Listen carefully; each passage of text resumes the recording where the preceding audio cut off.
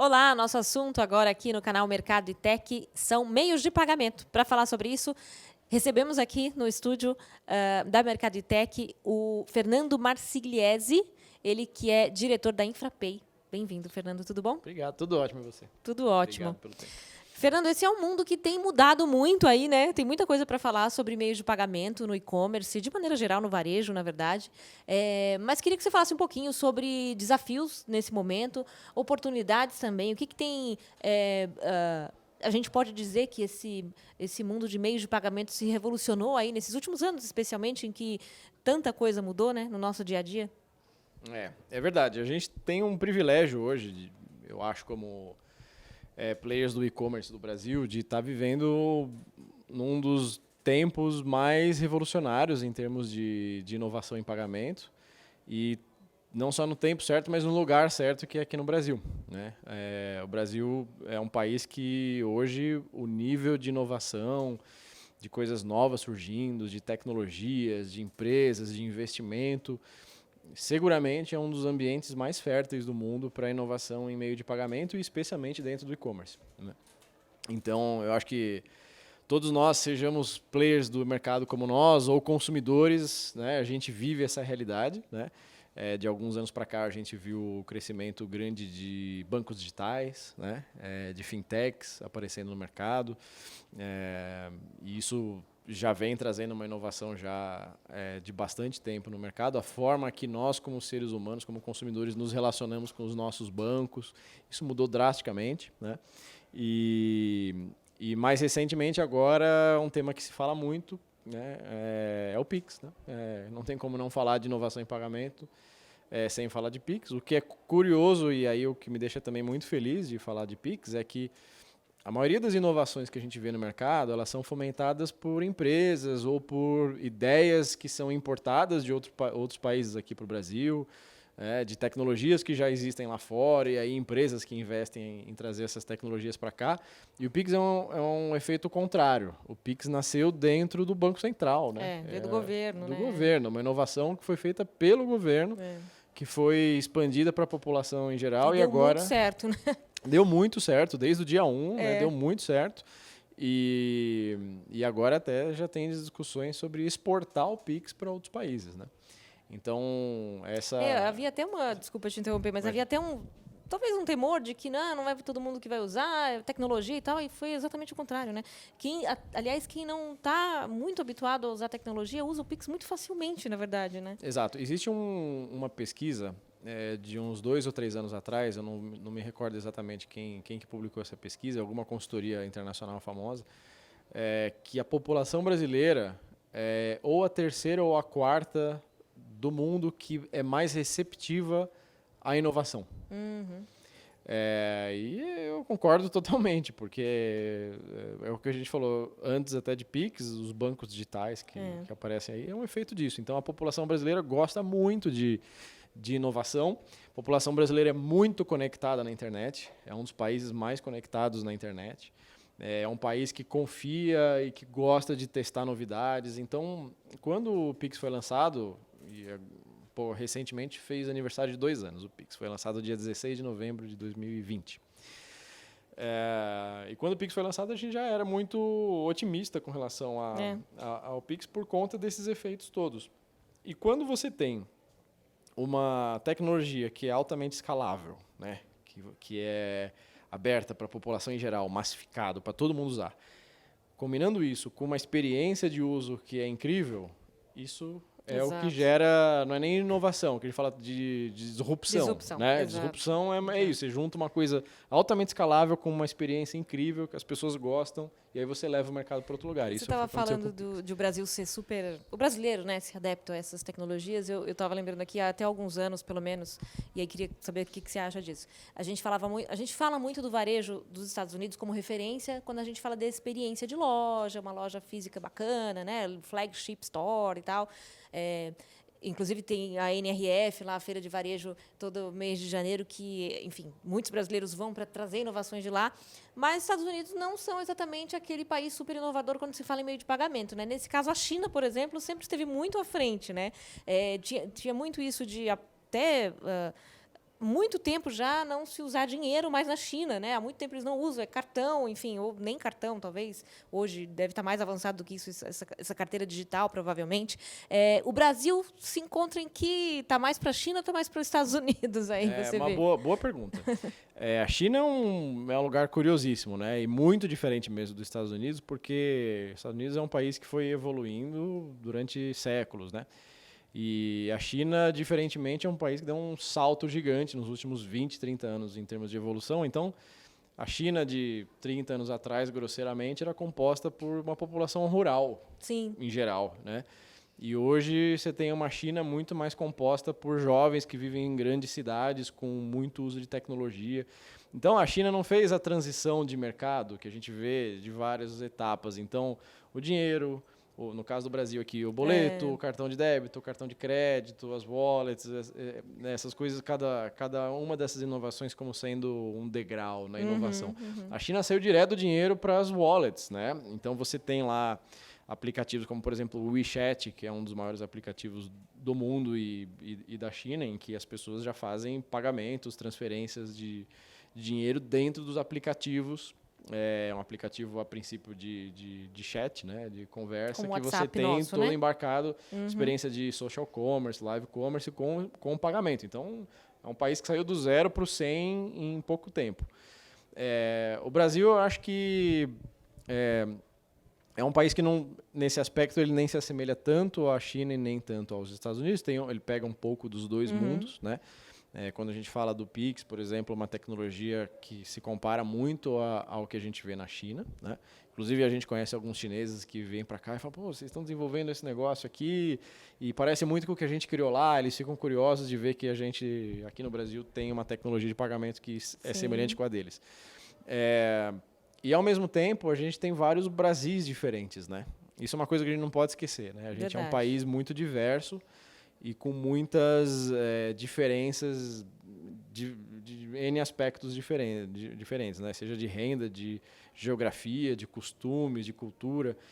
Então, a gente tem, simplificando talvez a análise aqui, mas para mostrar o que a gente acredita, né? A gente tem uma parte do país que já é altamente digitalizada, geralmente em grandes centros urbanos e tal, que já tem um acesso ao e-commerce, que já tem uma cultura de compra no e-commerce já profunda, que já confia nos sites de e-commerce, que já consegue ter um histórico de uso e essa população é a população que usa geralmente os bancos digitais, é a população que usa cada vez mais o Pix, é a população que agora está começando a usar o Pix parcelado também, que é uma nova forma de pagamento, é a população que é muito adepta a cashback, né, que usa muitas wallets aí de mercado e é muito fiel a esse tipo de programa de relacionamento. Então a gente tem esse Brasil e, ao mesmo tempo, a gente tem um outro Brasil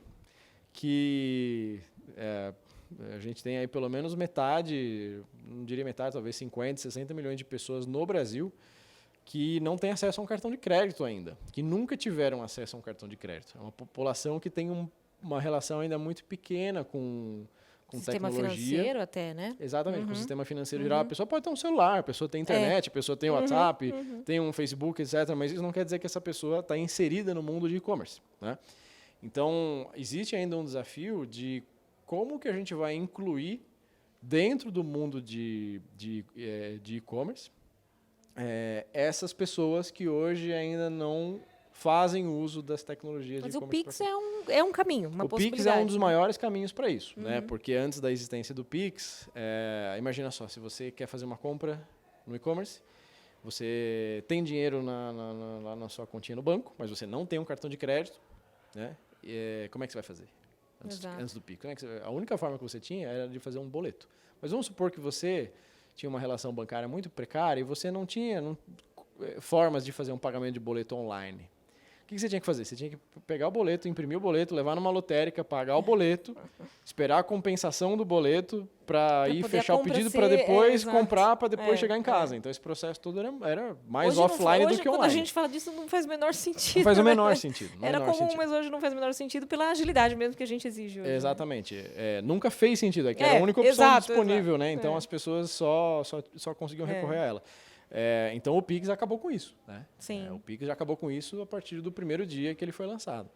Então, cada vez mais as pessoas tendo acesso a essas novas tecnologias, e, de novo, o Pix é extremamente disruptivo nesse aspecto, as pessoas vão aperfeiçoando e tendo cada vez mais relação com métodos de pagamento online, e isso vai criando um círculo virtuoso positivo. Exato. Que eu não sei onde vai parar isso, mas com certeza vai levar a gente para uma sociedade muito mais Você falou uma palavra que me lembrou muito também do nosso passado recente, que é confiança, né? Acho que o e-commerce sempre teve no Brasil, e talvez ainda para algumas gerações que não estão acostumadas, né, a comprar na internet, embora isso tenha mudado muito nos últimos anos, porque as pessoas obrigatoriamente foram para a internet, muitas delas, mas existia muito essa desconfiança, né, com relação à compra pela internet. Não compro, sei lá, minha mãe, por exemplo, não compro pela internet, não acho estranho colocar lá meu número de cartão de crédito, aquela informação vai ficar lá salva, enfim.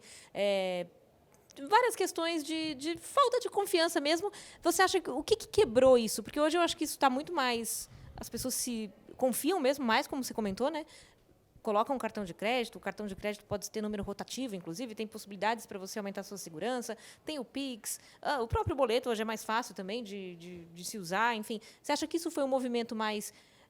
ocasionado pelas empresas, de repente os varejistas que as pessoas conhecem, que foram para o e-commerce e aí levaram consigo essa confiança, né, esse alcance que elas já tinham? Ou você acha que foi a própria tecnologia que acabou se tornando, tendo uma usabilidade melhor e aí facilitou mesmo a vida e a pessoa relaxou e decidiu usar? Sim.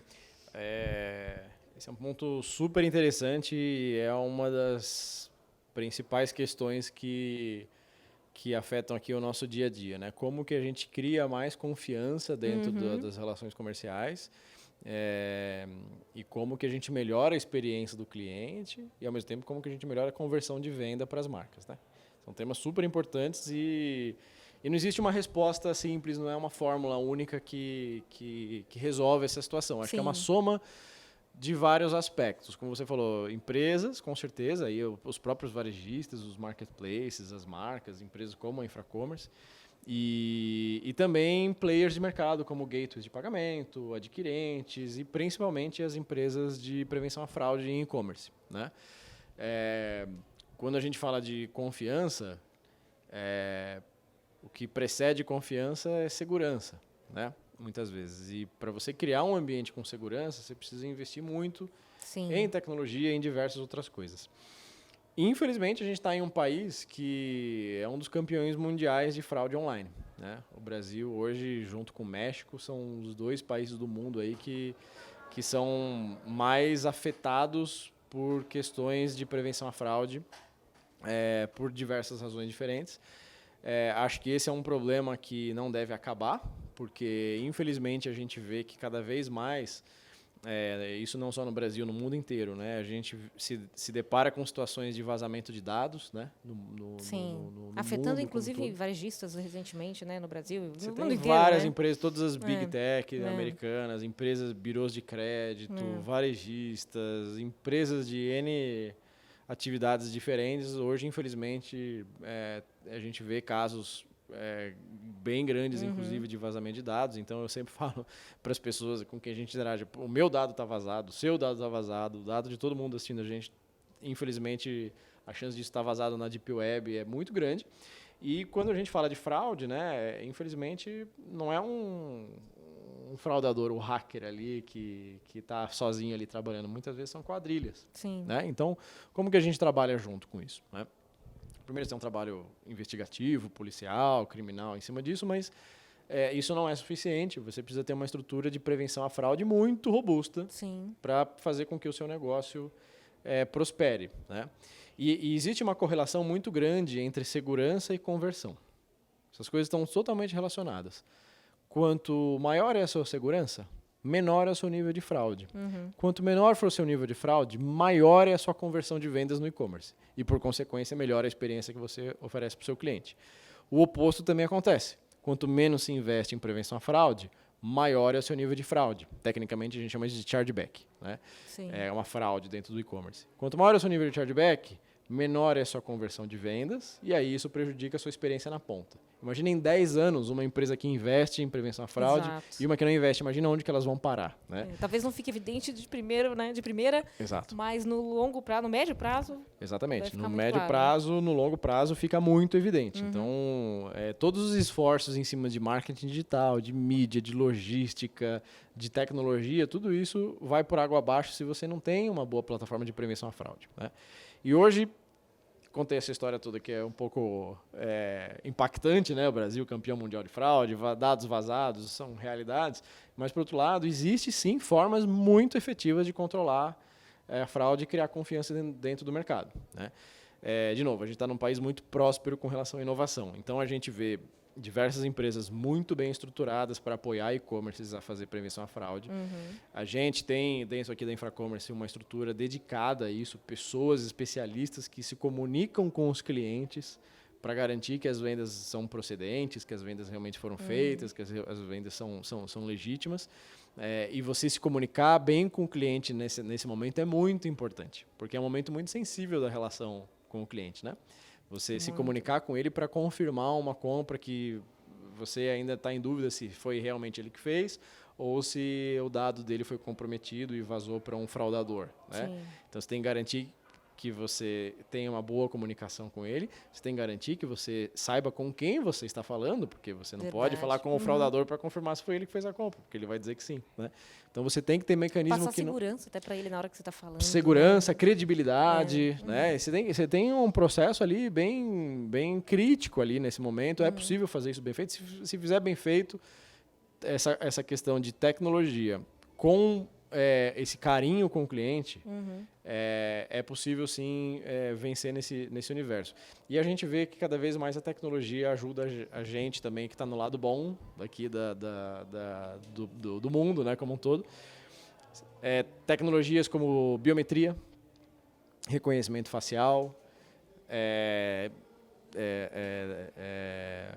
analytics de forma geral, então dados públicos, validação de endereço, validação de dados, histórico de compras. Os bancos têm um papel importantíssimo nisso. Né? Então, quando você tem uma fraude no seu cartão de crédito, acho que todo mundo já passou por isso, né?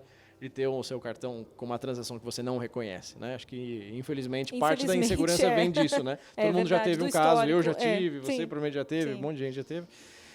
Mas os bancos atuam muito bem em cima disso. Sim. Hoje, muito mais rapidamente do que antes. Proativamente. Né? Proativamente. Então, quando você enfrenta hoje uma fraude, muitas vezes o banco já bloqueia o seu cartão, já te manda um cartão novo, já limpa aquele registro que estava ali. Então, as empresas do varejo, por exemplo, também têm atuado assim, dessa maneira mais proativa hoje, como os bancos fazem, por exemplo? Sim, bastante. Então, os varejos têm tecnologia de criação das contas, das chaves. O varejo, por exemplo, quando você faz uma compra dentro de um e-commerce ou de um ecossistema, os seus dados ficam salvos ali. É uma coisa que hoje para a gente já é bastante comum, mas é muito importante para a prevenção à fraude.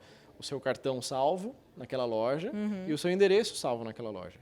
Então, se você já fez uma compra naquele site, usando um cartão e colocando o seu endereço, quando você fizer a segunda ou a terceira compra, no mesmo cartão, para entrega no mesmo endereço, a chance disso ser uma fraude é baixíssima. Sim. Né? Geralmente a fraude ela acontece quando é o seu cartão com outro endereço, para o endereço de entrega, que é o endereço onde o fraudador mora, onde o fraudador vai receptar o produto lá. Então, é aí onde está a maioria dos casos de fraude.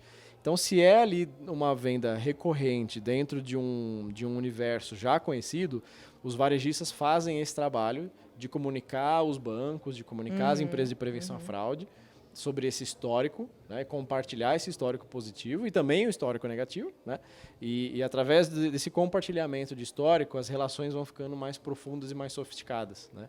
E aí, de certa forma, hoje no mercado, um player ajuda o outro. Né. Sim. Porque você tem uma rede de players, de varejistas que compartilham e colaboram entre si com essas informações para criar um ambiente mais saudável. Porque quanto melhor é o ambiente como um todo, melhor é individualmente também. Né? Exato. E como você falou, melhor é o resultado, no fim das contas, para o negócio. Né? Enfim, são coisas que estão diretamente ligadas, né? Em algum momento. Obrigada, Fernando, mais uma vez pela presença aqui no estúdio. Obrigado.